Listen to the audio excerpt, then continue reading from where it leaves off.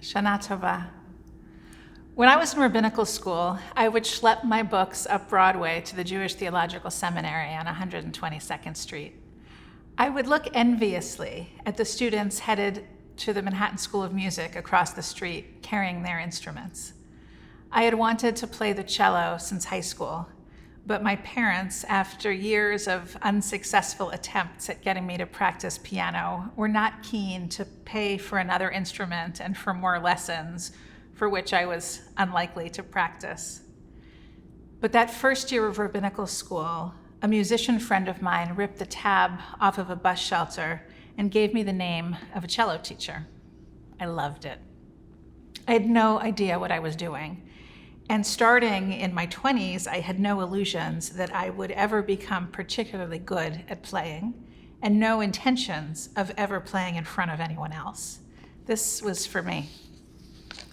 Cello was hard and entirely new. It wasn't like piano where the keys are laid out in front of you. You had to find the notes with your fingers, learn how to hold your body the right way. At a time in my life when I was entirely occupied with books, I loved how physical the cello was, needing to build up the strength in my fingers to make the notes really sound, earning the calluses on my fingertips with hours of practice. I loved the music and found it deeply soothing. It had been a long time since I had been a total beginner at anything. In my studies and in my life, I was building on knowledge and experience that I had been developing since before I could remember. Learning to play the cello made me a better teacher. Searching for the posture and the notes, I could empathize with my students who were daunted and intimidated at the prospect of learning the shapes of Hebrew letters and the unfamiliar sounds in their throats. It would help me prepare for the other new things I would need to learn in my 20s and 30s and 40s. How to be a partner, how to be a parent, how to be a mourner. I haven't kept it up, unfortunately, but I still have the cello taking up valuable space in my New York City closet, because one day I will return. And seeing it there reminds me that it's possible to learn something new. This last year and a half has made almost all of us feel like beginners. Of all of the things we thought we knew how to do, the way we went to work or to school, the way we see our families and our friends, the way we move through our daily routines, the way we parent our kids, the way we navigate our relationships, the way we go to shul, all of it changed. New rules, routines upended.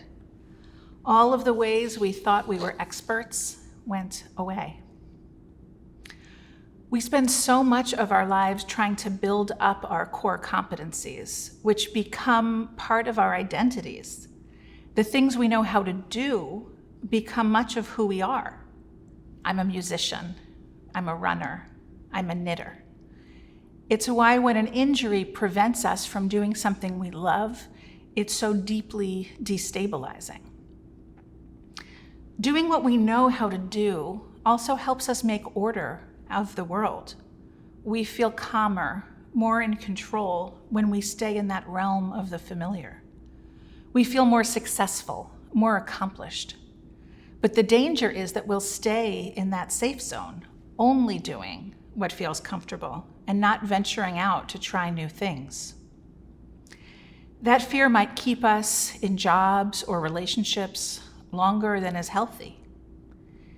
At least it's familiar, we tell ourselves. At least I know how to do it. The collective injury of COVID has been so destabilizing because we have lost our certainty about how to do all of the things we thought we knew how to do. Our certainty of how to be. And just when we think we're figuring it out, there's new data. We have to learn everything again. It's so hard and so exhausting and so scary. Being that scared and that tired for so long isn't really bearable. So we develop, without really noticing, a hard, brittle shell around our exhaustion and our fear and our vulnerability. Part of why so many of us have been so brittle in this time, and that brittleness has often turned against others, is because we've lost our comfort zone. The footing is always changing. We have lost so much, and we've had to learn so much that is new and uncomfortable. It's like learning the language of a different generation around queer identity and gender expression. What feels safe and affirming for one might be profoundly triggering for another. Let's think for a moment about Sarah in this morning's Torah reading. Sarah as a new parent. She's on new and uncertain footing and reacts in the worst possible way. After decades of marriage to Abraham, she finally gets the child of her prayers and is suddenly in that vulnerable, brittle place, perhaps unsure in her marriage, certainly unsure as a new parent. And when Ishmael metzachek makes fun, makes light of her new child, of her parenting, she has no resilience, no generosity. Only fear and narrowness, which leads her to insist that Ishmael and his mother Hagar be banished into the wilderness, where they almost die of thirst. It can be so hard to read this story without judgment of Sarah for doing that terrible thing, for inflicting that primal injury on Hagar and Ishmael. But what if we looked at her with compassion? What if instead of thinking of her as so unrecognizable in her cruelty, we thought about the ways in which we are like her? The ways in which we ourselves, when overwhelmed with fear and discomfort, have reacted with constriction and behaved in ways of which we are ashamed. We've become smaller, meaner. Needing to learn something new can often feel like we are being pushed in a direction we are not ready to go, or at the very least, not sure how to find. And for many of us, this has been the one constant in this time of COVID, feeling lost and small. Somehow everything is smaller than it used to be, except the fear. So how are we supposed to find our way through this? The Talmud in Masechet Chagiga offers us a parable. It compares the teachings of the Torah to a goad, to a prod on the one hand, and a bed of well-fastened nails on the other. According to Rabbi Elazar ben Azariah, words of Torah are like a goad that pushes us, like cattle to fresh grass. They push us to paths of life, to what will sustain us. And like a goad, the Talmud tells us, matters of Torah are flexible or changeable in according to the circumstance. Sometimes we need a little push or a big push to open ourselves to new learning. And it helps if that push can take into account our vulnerabilities and be flexible enough to meet the moment. We want to be flexible, but we also need to be rooted. So, on the other hand, the Talmud continues, teachings of Torah are like well-fastened nails. Nails, of course, are solid, permanent, fixed. Maybe like some of our expectations.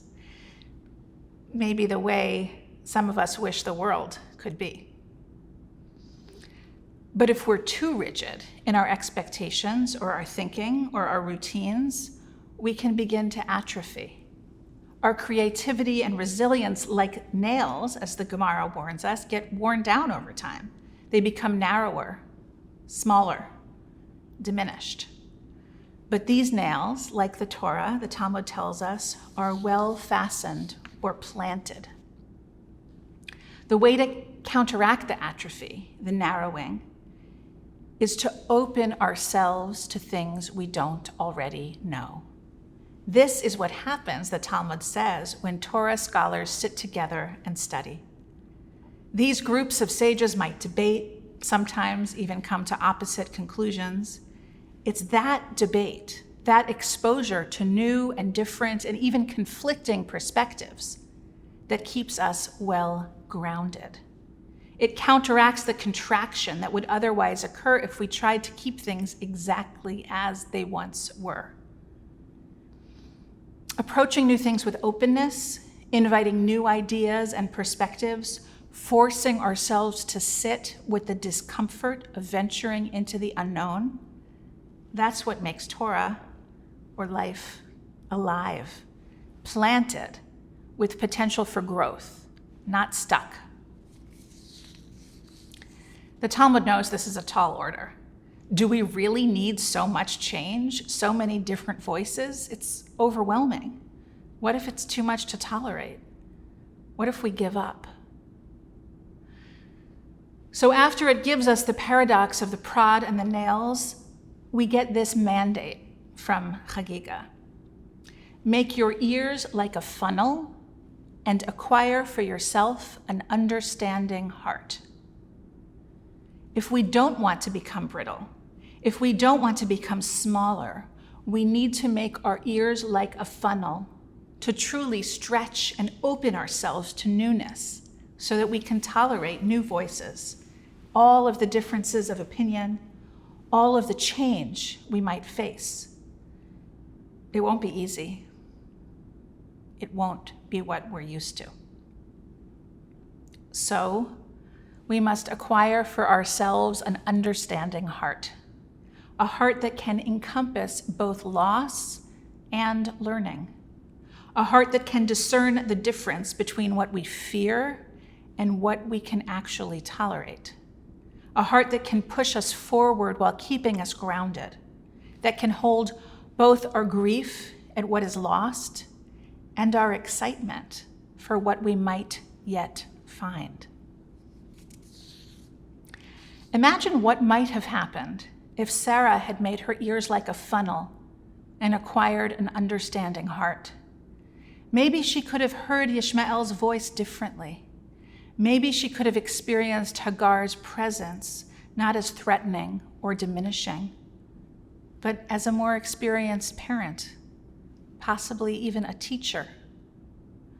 Maybe she too could have lifted her eyes to discover what would sustain her and nourish her.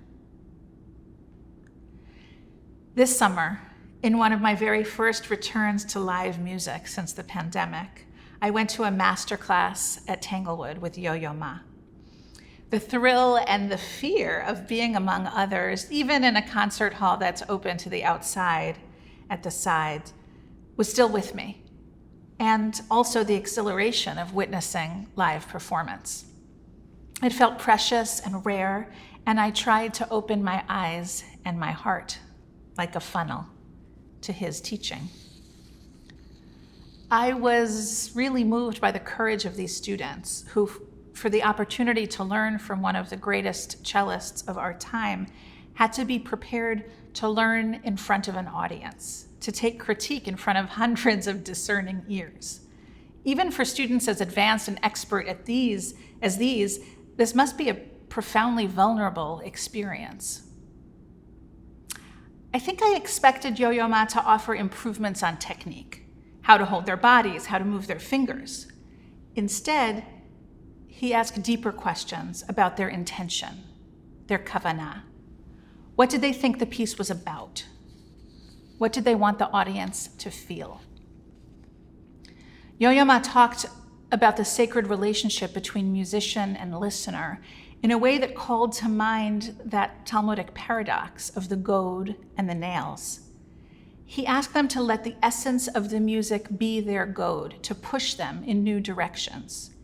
He wanted them to make their ears like a funnel, to be firm and rooted in technique for sure, but to be open to the voices of other musicians, to experiment with other interpretations. He wanted them to be the funnel that brings the music off the page, from something rigid and technically perfect to something alive and deeply emotive. He was teaching them to acquire a discerning heart. I'm not sure when will be the next time I hear live music. I don't know what this year will bring. I don't know where the twists and turns will take us, how much more fear, how much more uncertainty. But I pray that we can learn to embrace our beginners' minds. May we learn to tolerate the discomfort enough to let the Torah of this time push us forward. May we remember who we are and what we love. May we make our ears like funnels to take in new voices. May we make for ourselves discerning hearts, be wide open to the emotion, to the unexpected, to the connections that might grow if we allow ourselves to begin anew. May we seek out new companions and new teachers to accompany us on this journey so that we never feel orphaned or alone or cast out, so that we lift our eyes and find new water to sustain us. Shana Tova.